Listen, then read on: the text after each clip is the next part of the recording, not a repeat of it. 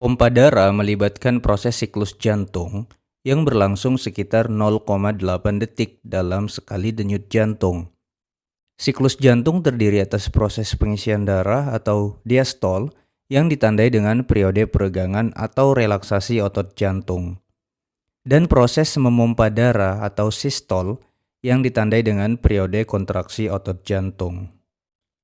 Darah dari tubuh akan dialirkan ke jantung melalui pembuluh darah vena menuju atrium. Pada saat relaksasi jantung, tekanan atrium atau ventricle menurun. Dan karena sifat cairan mengalir dari tekanan tinggi ke tekanan lebih rendah, maka pada saat proses diastol, darah dari pembuluh vena yang memiliki tekanan lebih tinggi dibanding atrium akan dialirkan menuju atrium, lalu diteruskan ke ventricle. Tekanan dari vena tersebut sebenarnya sudah mampu mengirim sekitar 80% darah menuju ventricle. Ketika terjadi impuls pada sistem konduksi SA node yang ditandai dengan terjadinya depolarisasi atrium atau gelombang P pada EKG, kedua atrium akan berkontraksi.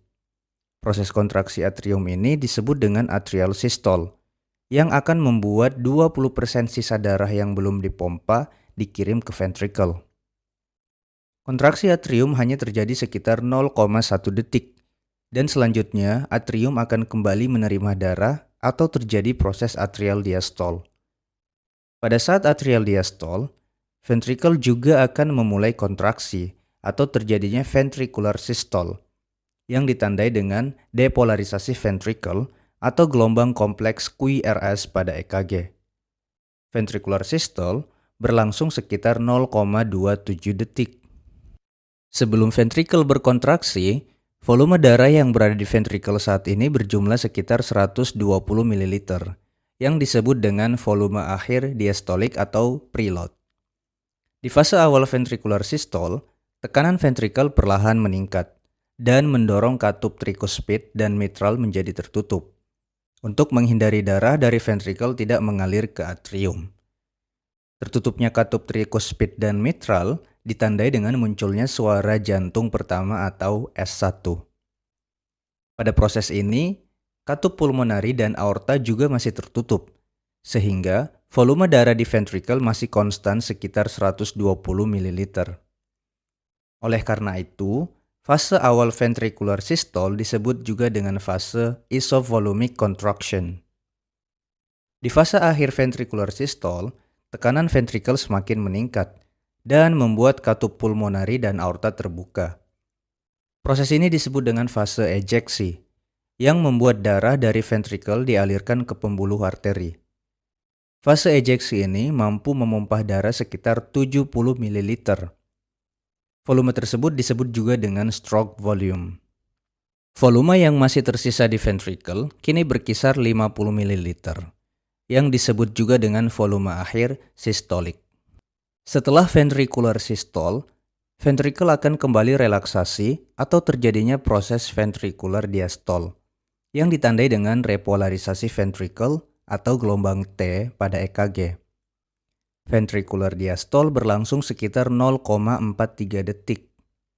Di fase awal ventricular diastole, tekanan di pembuluh darah aorta dan pulmonary trunk yang lebih besar dibanding ventricle akan menutup katup pulmonari dan aorta.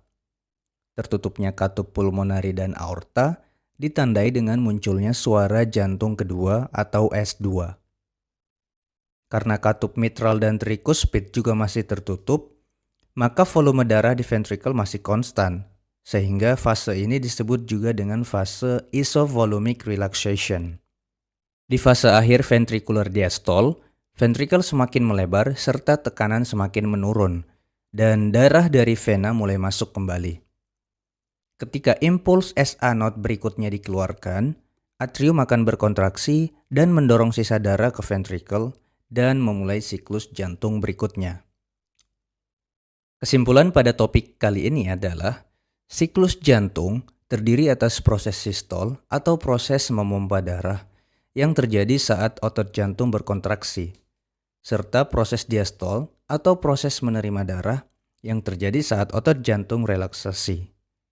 Satu siklus jantung dihasilkan oleh satu denyut jantung, yang diproduksi oleh pacemaker SA node. Dalam satu siklus, total volume yang diterima oleh ventricle ketika diastol adalah sekitar 120 ml, yang disebut volume akhir diastolik.